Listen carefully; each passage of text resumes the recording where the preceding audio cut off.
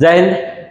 देखिए, एक अभी जो है भारत में कैबिनेट से एक बड़ी खबर आपके लिए ये आ रही है कि रिटायरमेंट आयु में 2 वर्ष की बढ़ोतरी कर दी गई है। आप यहाँ क्लियर देख सकते हैं, जो रिटायरमेंट आयु है उसमें कितने वर्षों की, 2 वर्षों की बढ़ोतरी की गई है और केंद्र ने इसे क्या दे दिया है, मंजूरी दे दिया है।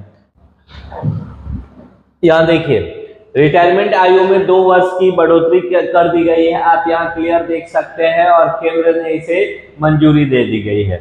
मतलब जो रिटायरमेंट की आयु पहले 60 वर्ष थी, जितने भी केंद्रीय कर्मचारी हैं उनके रिटायरमेंट आयु को अब 2 वर्ष बढ़ा करके 62 वर्ष कर दिया गया है।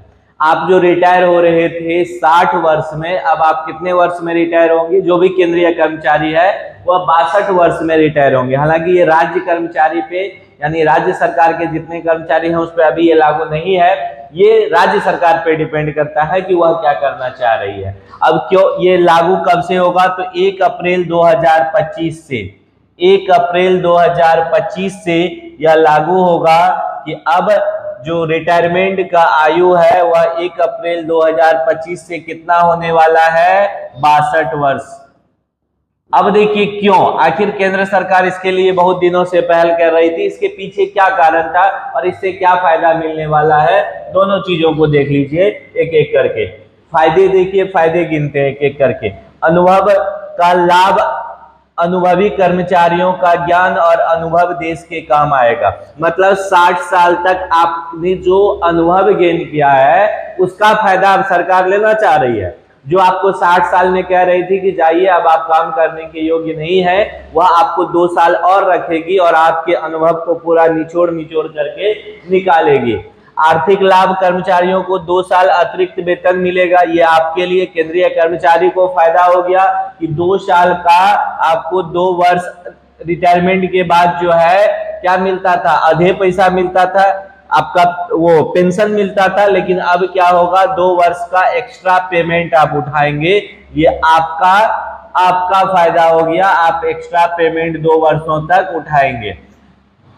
पेंशन फंड में वृद्धि, 2 वर्ष अधिक योगदान होगा। आप जो एनपीएस में जो है आप जमा करते हैं, इसमें भी आपका अधिक 2 साल जमा होगा 24 महीने तक, तो आपका पेंशन फंड में वृद्धि होगा। उस हिसाब से आपको पेंशन मिलेगा, रिटायरमेंट मिलेगा। सरकारी खर्च में कमी आएगी।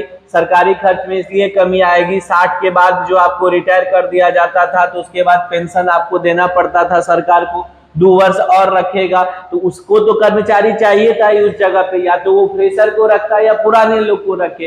तो पुराने लोग को ही अब क्या होगा, पेमेंट करना होगा, वेतन देना होगा, ना कि फ्रेशर को ला करके। तो उससे होता क्या था, आप रिटायर करते थे, आपको भी उसको क्या देना है, पेंशन देना है, और फ्रेशर को जो लिया उसमें क्या करना है, उसको वेतन देना है। तो 2 खर्च हो जाता था। अब 2 वर्ष तक कम से कम एक ही खर्च होगा। यहाँ लाखों की संख्या में जहाँ कर्मचारी है वहां बहुत ज्यादा इससे क्या होगा, राजस्व का फायदा होगा सरकार को, प्रशासनिक निरंतरता बनी रहेगी। मतलब आप जो थे विभाग में, इससे जो है जल्दी जल्दी रिटायरमेंट होने में 2 साल जब बढ़ेगा तो थोड़ा दिन और कंटिन्यूटी आपका बढ़ेगा। ये सब फायदा गिनाया गया है इसके तहत, इसलिए सरकार इसके लिए क्या कर रही थी, पहल कर रही थी। ये तो हो गई फायदे की बात। अब थोड़ा सा घाटा का बात कर लिया जाए कि इसमें क्या क्या इसके नुकसान है, उसको देख लिया जाए।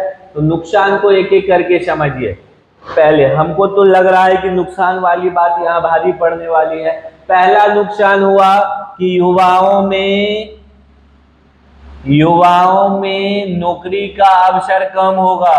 सर, प्रत्येक ईयर क्या होता था, अवसर की कमी, ये भारी नुकसान है। एक तो वैसे ही बेरोजगारी बहुत ज्यादा है, ऊपर से 2 साल तक आप पुराने स्टाफ के साथ काम कीजिएगा, पुराने कर्मचारी के साथ काम कीजिएगा। तो युवाओं में चूंकि प्रत्येक वर्ष लाखों कर्मचारी रिटायर होते हैं, जहां वैकेंसी बनता है वही वैकेंसी फिर से नया आता है केंद्रीय विभाग में, और उसमें नए नए युवा जाते हैं। अब ये 2 वर्ष जैसे ही बढ़ गया तो प्रत्येक वर्ष लाखों की इसमें क्या होगी, रिटायर होने की संख्या धीरे धीरे कमती जाएगी, और कमने से युवाओं में बेरोजगारी तो वैसे ही बहुत है हमारे देश में। इतना पॉपुलेटेड कंट्री में इससे और बढ़ेगा युवाओं में, तो 2 साल तक नई नौकरी में जो है भारी कमी दिखेगा। ये सबसे बड़ा लॉस है और इस पे देखिएगा हमको लगता है बात जरूर होगी। प्रमोशन में देरी से 2 साल का देरी होगा। अब जो प्रमोशन अगर आपको 3 साल 6 साल 12 साल पे मिल रहा था, उसमें भी कहेगा कि नहीं 5 साल 10 साल 20 साल पे प्रमोशन देंगे। अब प्रमोशन में भी पहला प्रमोशन 5 साल नौकरी कीजिए तब देंगे, दूसरा 10 साल के बाद देंगे, तीसरा 20 साल के बाद देंगे। प्रमोशन में देरी होगी आपका। और बहुत सारे ऐसे कर्मचारी होते हैं जो मान लीजिए जॉब में है, वैसे ही आजकल हालांकि सरकार का कहना है कि जीवन प्रत्याशा बढ़ी है, यानी लोगों के मरने का औसतन आयु जो 62-63 था वो 72 पहुंच गया है, तो उसमें वृद्धि हुई है, भारी वृद्धि हुई है, ये सरकार का कहना है। लेकिन यहाँ पे 50-55 के बाद लोग धीरे धीरे हेल्थ गिरना शुरू हो जाता है। जब हेल्थ गिरना शुरू हो जाता है तो 60 साल तक तो सब कोई चाहते हैं कि रिटायरमेंट मिल जाए, आराम थोड़ा सा कर लिया जाए, स्वास्थ्य भी सपोर्ट नहीं दे रहा। वैसी स्थिति में अगर 62 साल तक आपको नौकरी करना होगा तो एक भारी इशू उन लोगों को आने वाला है जिनका स्वास्थ्य सपोर्ट नहीं करेगा, फिर उनको वॉलेंटरी रिटायरमेंट भी ऐसे लेना होगा। ये बड़ी एक दिक्कत आने वाली है। नए विचारों की कमी होगा, ठीक है, सरकार का कहना है कि हम अनुभव लेंगे, पिछला अनुभव बहुत बढ़िया चीज है, अनुभव तो है ही, अनुभव लेना भी चाहिए, लेकिन नए विचार नहीं आएंगे। जो नए लोग नए तरीके से जॉब में आते हैं ना, वो हमेशा नवाचारी बात करते हैं, कुछ ना कुछ इनोवेटिव आइडिया लेके आते हैं, उसमें कमी आएगा। नए लोग कम आएंगे, लेट से आएंगे, तो इनोवेटिव आइडिया कम होगा, एक्सपीरियंस होगा लेकिन इनोवेटिव आइडिया की कमी होगी और युवाओं में भारी बेरोजगारी आने वाली है। ये बात तो हम आपको बता ही दिए। तो ये थे फायदे 2 साल अधिक आप नौकरी करेंगे, 2 साल अधिक वेतन पाएंगे, सरकार में पेंशन का बोझ घटेगा, सरकार को एक जगह 2 जगह पेमेंट नहीं करना होगा, आपके पेंशन फंड में ज्यादा पैसा जमा होगा और सरकार अनुभवी लोग के साथ काम करेगी, तो सरकार को फायदा है, निरंतरता बना रहेगा पुराने लोगों के साथ। अब दूसरा जो घाटा वाला है उसको एक बार रिकैप कर लीजिए। बेरोजगारी में भारी वृद्धि होगी, 2 साल लेट से रिटायर होंगे, युवाओं में क्या दिखेगा, बेरोजगारी दिखेगा, बहुत अधिक संख्या में बेरोजगार होने वाले हैं लोग इससे। उसके बाद जो होने वाला है नए विचारों का कमी होगा प्रत्येक विभाग में। तो ये फायदे और नुकसान, लेकिन कैबिनेट ने इसको मंजूरी दे दी है। अब इस पे आगे क्या कुछ होता है अभी तो आप प्रतिक्रियाएं चलेगी कुछ दिन पे, इस पे कुछ दिन तक बातें विवाद चलती रहेगी। जो कुछ निचोड़ निकल के आता है फिर से आएंगे आपके बीच। बहुत बहुत धन्यवाद।